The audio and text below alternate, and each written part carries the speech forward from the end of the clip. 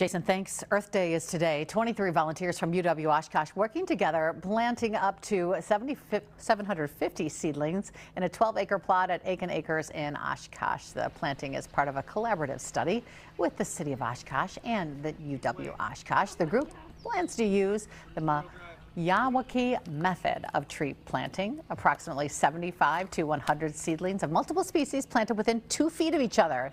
We spoke to one volunteer about it. Putting the trees against themselves, making them compete for the sunlight and the nutrients by putting them so closely together.